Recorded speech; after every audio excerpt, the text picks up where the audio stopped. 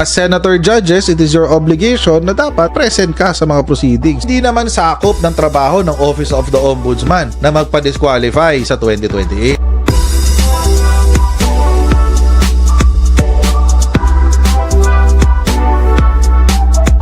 I-identify na natin lahat ng Manchurian candidates. Tigil-tigilan na natin yung kalokohan natin.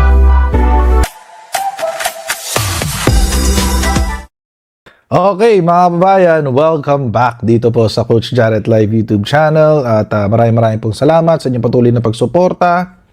At please don't forget to subscribe dito po sa Coach Jarrett Live YouTube channel. Pa-follow po tayo sa ating Facebook page, Pinasabat Newsroom, and ang ating pong Facebook group, Tambayan ng mga Coacheros. Okay, parang ang taas na naman nito. Yun. Yan, sakto. Eye level. Taas eh. Anyway. Okay, so mga kababayan, saan na ba tayo? Bago natin pag-usapan pala yung kay Robin Padilla. Daanan natin yung sa Supreme Court. Daanan lang natin na mabilis. Kasi mga kababayan, I think this is very important, especially ito related din sa impeachment. Okay? So, pakihiwalay na lang ng upload tong sa Supreme Court, ha? Okay, so, kasi mga kababayan, alam naman natin that for the past year, noong 2025, nung pumunta si Sara Duterte sa Korte Suprema para ipa-cancel o para pigilan ang kanyang pagsusumite ng articles of impeachment sa Senado, nagkaroon ho ng pangit na resulta, di ba? Ang nangyari, itong si Sara Duterte nagkaroon ng 1-year pass. Nakalibre siya ng 1 taon, guys. Dito sa impeachment trial. At ngayon, mga kababayan, nitong nag-umpisa ulit ang impeachment, dahil dun sa negative na decision na nakuha ng House of Representatives sa impeachment trial ni Sara Duterte noong 2025, nagkaroon ho ng mga adjustment. Nagkaroon ng mga pagpalit ng strategy. One of them is to adopt a majority ng sinabi po ng Korte Suprema. So, because of that, mga kababayan, umabot sa level ng Senado yung articles of impeachment. Ngayon, mga kababayan, nung nangyari yun, nung nagkaroon uli ng impeachment this year, nitong February, nag-file ulit ang Sara Duterte sa Korte Suprema ng bagong reklamo para pigilan nga yung impeachment. At matagal hindi sumagot ang Supreme Court tapos sinundan pa ng tawag dito, petisyon ni Israelito Torion. Okay, ni Torion. At ngayon, mga kababayan, it has been hanging over the heads of everyone, lalong-lalo na nandito na tayo sa Article 1 or nasa day 13 o 14 ng impeachment trial, parang umaasa pa rin yung partido ni Sara Duterte na papabor sa kanila ang desisyon ng Korte Suprema. Pero today, mga kababayan, fortunately, hindi pumabor kay Sara Duterte ang Korte Suprema. Buti na lang. Siguro lesson learned na rin sa Supreme Court, Or baka kasi dahil ayoko maging malisyoso. Pero, di ba, naging chismis din noon?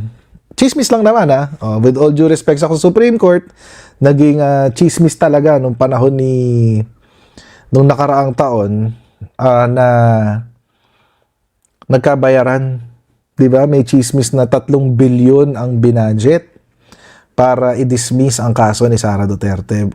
Nonetheless, chismis, pero syempre nagtanim 'yun ng pagdududa sa sambayan ng Pilipino at to some degree nabatikos ho talaga ang Nabatikos ho talaga ang Supreme Court diyan.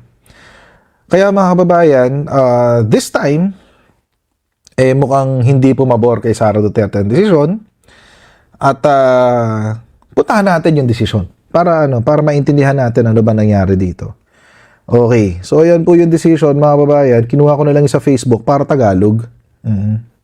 Pwede ba tong kaya natin to na ano? Turn on speed reader. Wala, hindi pwedeng speed reader. Okay, ito na lang. Post kasi. Sabi ng Supreme Court kanina, kakapost lang nito 2 hours ago, 4:52 PM. Bago matapos talaga opisina yan, Korte Suprema, Okay, so sabi, hindi pinagbigyan ng Korte Suprema ang pinagsamang mga petisyon na kumukwestiyon sa mga naging hakbang ng mababang kapulungan at ng Committee on Justice nito kaugnay ng mga naging aksyon sa mga reklamong impeachment laban kay pangalawang Pangulong Sara Z. Duterte. Nagpasya ang Korte Suprema na wala nang dapat resolbahin. Wala na raw dapat ay desisyonan. Sa mga isyong inilahad sa mga petisyon dahil nawalan na ito ng saysay, moot, matapos aprubahan ng mababang kapulungan at ipadala sa Senado ang Articles of Impeachment. Pwede pala yun. Pwede pala yun, mga kababayan. Kasi, wait lang ha. Wait lang. Last year din naman. Sorry ha. Last year din naman. Diba, February 5 last year, 2025, dinala ng House of Representatives ang Articles of Impeachment sa Senate bago mag-sine die adjournment last year. So, bakit hindi naging moot last year? Pinadala na dun.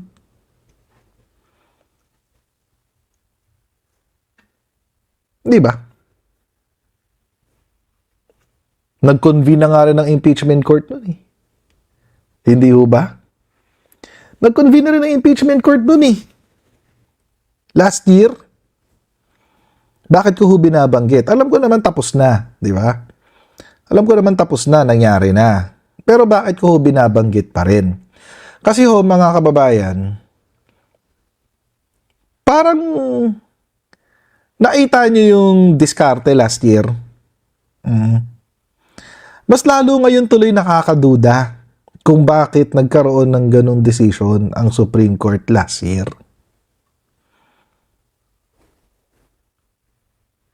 Is it because dahil hindi tinanggap ng Senado yung Articles of Impeachment nung si Chis Escudero ang Senate President? Yun ba? Yun ba ang dahilan? Kasi hindi niya tinanggap Wala raw jurisdiction ang Senate. At the time, if I'm not mistaken if I remember history correctly, wala pa raw jurisdiction ang Senate sa Articles of Impeachment kahit na-transmit na ito kasi tawag dito, dahil late, parang late yata na-submit, parang ganun. After office hours na raw kasi na-submit. Parang ganun. So, hindi nagkaroon daw ng jurisdiction ng Senate sa Articles of Impeachment until natapos yung nag-convene sila ulit ng June, sometime in June. Tapos, nag-convene yung impeachment court. Pero, hindi pa rin nila ina-admit yung Articles of Impeachment.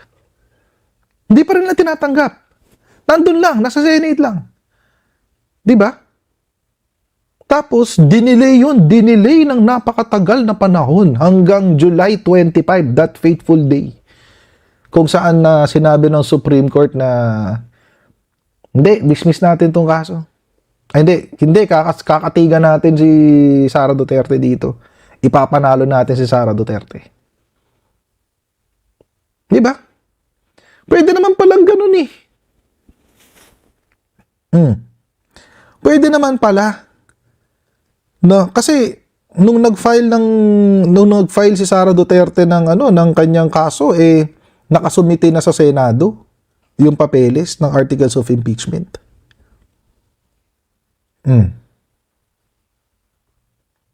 No, alam ko naman yung desisyon, Kex. Alam ko naman yung desisyon kung bakit pinanalo si Sara Duterte. Yun yung palusot. Pero, pwede naman pala eh. Di ba? Ang sabi dito ng Supreme Court, mga kababayan, wala na silang jurisdiction or moot na ito dahil naaprubahan na ng mababang kapulungan at ipinadala na sa Senado ang articles of impeachment. Dahil ipinadala na raw doon sa Senado, wala na sa jurisdiction nila. Tapos na. Eh, ganun din yung nangyari last year.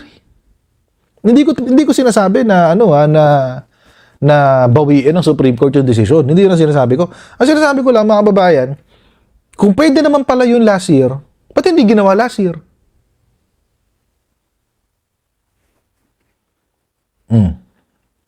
Hindi ba? Wala akong ina-allege. Hindi ko sinasabi na nabayaran ng mga justices. Hindi ko sinasabi na may 3 billion si Bongo para sa mga justices. Hindi na sinasabi ko. Sinasabi ko lang, pwede naman palang gawin last year. Ayan o.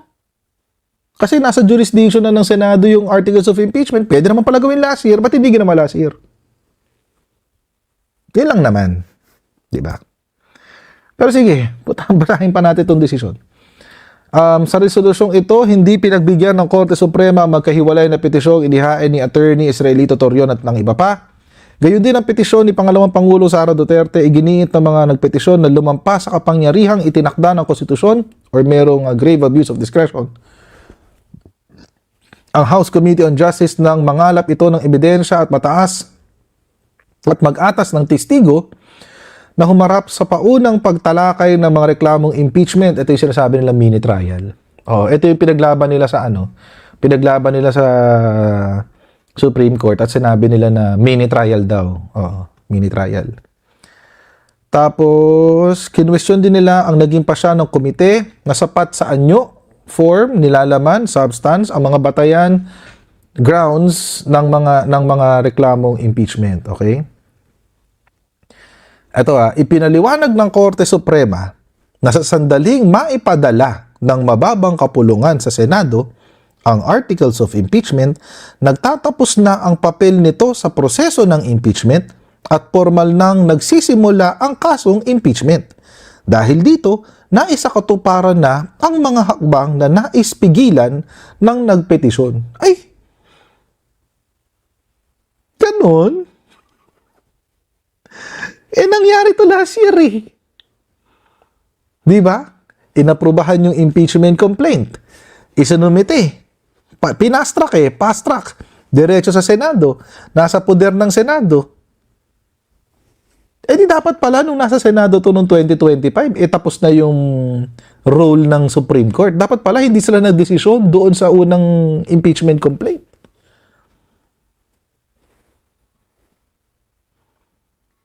Again, hindi ko kinu-question ng, I'm just frustrated. Siguro na-frustrate lang ako, mga kababayan.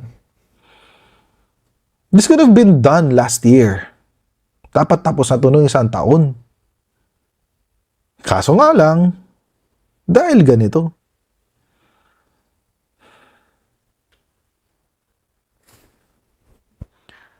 Ay, nako. Ano sabi ni Pinoys? But last year, nasa Senado, napigilan pa, malita nga ni. Wala sigurong padulas na 2 million.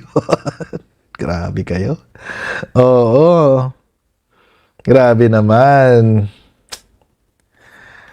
Kasi ginawa na to last year eh. So, ibig sabihin pala, kapag nasa jurisdiction na ng Senate, yung articles of impeachment, wala nang habol ang Supreme Court. So, bakit noong 2025, naghabol sila? Di ba? Inaprubahan na rin ng House at pinadala na nila sa Senado yung articles of impeachment. Hindi nga lang tinanggap ni Chis Escudero, tinengga niya. Pero nasa Senado na yung articles of impeachment. Di ko alam. Dagdag pa ng Korte Suprema, umusad na ang proseso ng impeachment sa Senado na umuupo bilang impeachment court at sinimulan na ang pagdinig ng kaso. So baka ito yun dahilan. Oo. So ibig sabihin, mga kababayan, it now gives the reason na dapat ang ibig sabihin ng forthwith ay agad-agad. Kasi kapag dinala mo sa Senate yung articles of impeachment at umusad na ang proseso ng impeachment sa Senado, wala nang jurisdiction ang Supreme Court. So, dapat pala, pag sinabing forthwith, agad-agad. Hindi yung kung kailan lang available ang Senate. Diba? Ano mang magiging pasya hinggil sa bisa ng mga hakbang na ginawa ng mababang kapulungan at ng Committee on Justice nito ay wala nang magiging epekto sa usapin. Bagamat kinilala ng Korte Suprema na maaari ito magpasya sa mga usaping na wala na ng saysay sa mga natatanging pagkakataon, sinabi nitong wala sa mga kinikilalang eksepsyon ang umiiral sa kasong ito. Ano ba yung exceptions? Anyway, nakakatawa lang talaga mga kababayan. Kasi parang lumalabas ngayon, mas nakikita na natin ngayon mga kababayan na moro-moro lang talaga yung last year. Again, I'm not imputing anything sa Supreme Court natin, pero parang gano'n na nga lumalabas. Diba? Parang gano'n na nga lumalabas. At nakakalungkot kung tutuusin kung gano'n na mangyayari. Diba? Nakakalungkot siya. Na bakit ganun? Kapag pala nasa Senado na yung impeachment, wala nang jurisdiction ang Korte, Supreme Court. Kapag nag-umpisa na yung proseso ng ng impeachment court, wala na palang jurisdiction ang Supreme Court. Which now gives us, mga kababayan, binibigyan ngayon tayo nito ng konting insight sa naganap. Posible na nagkaroon talaga ng pagmamanipula si Chis Escudero and the Supreme Court. Posible. Kasi ganyan yung nangyari. Pwede naman pala last year. Ba't hindi ginawa last year? Sabi nila may grave abuse of discretion daw, may violation daw ng 1-year bar rule. Tapos, nung minotion for reconsideration, nag-iba naman sila ng standard. Diba? So, parang, ang weird eh. Ang weird talaga nun. Ang weird, sobrang weird nung naganap. Nung una, ang sabi nila, meron daw violation ng 1-year bar kasi inuna daw i-dismiss yung mga naunang impeachment complaint bago nagbotohan ng 1/3. Sa record, nagkamali sila ang Supreme Court doon kasi ang ginawang reference ng Korte Suprema ay yung ABS-CBN na balita. Na mali. Mali yung balita ni ABS-CBN. Ang balita kasi, ang nasa record ng House of Representatives, nauna munang aprobahan yung 1/3 bago dinismiss yung mga earlier complaints. So, hindi siya covered by the 1-year bar rule. So, inapela yon yung decision na yon. Nung inapela, nagbago naman ng desisyon doon sa appeal. Ang sabi doon sa appeal, hindi, dinismiss namin yung kaso kasi tinenggan nyo yung naunang 3. Tinenggan nyo doon sa Office of the Secretary General. Tinenggan nyo doon nang matagal ang nakasulat sa saligang batas, ang session days for the purpose of impeachment is days wherein Congress is in session. So, hindi siya legislative session days. It is actually calendar days kung saan nakasession ang Kamara at ang Senado. So, di ba, nagbago ng decision. Hindi nila sinusugan yung nauna.